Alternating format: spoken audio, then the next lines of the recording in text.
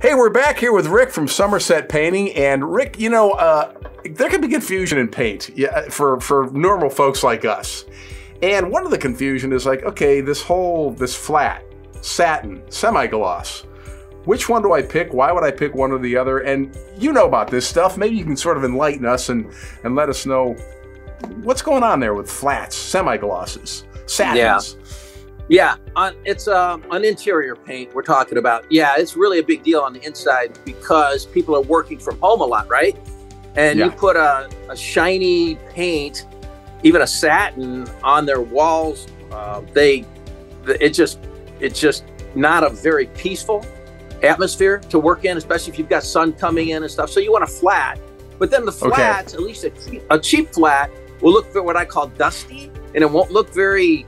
Won't make you go mwah, like that. The new paints, a difference between a flat and satin is called matte, M-A-T-T-E, and it's really cool. And you pay the extra money for that because it's a bit washable, but it has some glow to it. It just makes me go like that. I see the flat stuff and it's just so boring, even the same color and everything. So that's that. Ceilings, you want flat because you're not going to wash them anyways. They look amazing when they're flat. Yeah. Builders always use flat everywhere because it hides flaws.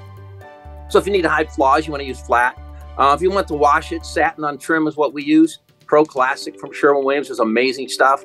Yeah, I think that's the general gist of it. The old folks use semi-gloss, it seems like, on the older homes. The newer people don't like it quite so semi-glossy. It's pretty shiny. So, well, you know, it's kind of funny. Rick even mentioned the fact of using flat on the ceiling, maybe a semi-gloss on the trim, and I would have never even thought about doing that. It would have been like pick one, slap it on everything. So, and I know you guys as well as put it on and put it on pretty well. You could sort of maybe help advise if somebody's kind of like, I'm not quite sure. Can you give them ideas if need be? Yeah, I do it every day.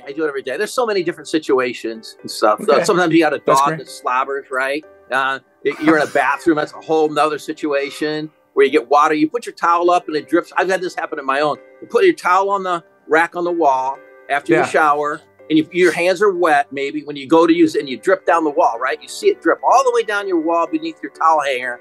So you need a special paint for that. You can't just use a flat there's special paints, though, that you can ask if you're doing a bathroom in particular. Really important. Yeah. A lot of mildewcides and stuff like that to keep the mildew down. Again, a fan is not about painting, but a fan is really important so you don't get all that mist in your bathroom. My test for that real quick is put a kitchen fan in your bathroom. Don't get one of these little fans that do next to nothing. And the standard is when you get out of the shower, there's no mist on your mirror, you turn the fan off. Gotcha. Okay, then you won't have any trouble with. It's great to have your input because again you brought up things that I think a lot of people don't even think about, like what is your environment? What are you going to do with your environment? How do you want it to look, feel, act, perform? Yep. Rick and his crew know this stuff. They've been doing it a long time. So if you're looking to get your house painted, you might want to consider Somerset Painting. Just head to somersetpainting.com and you can schedule an estimate right there. So why not do it today?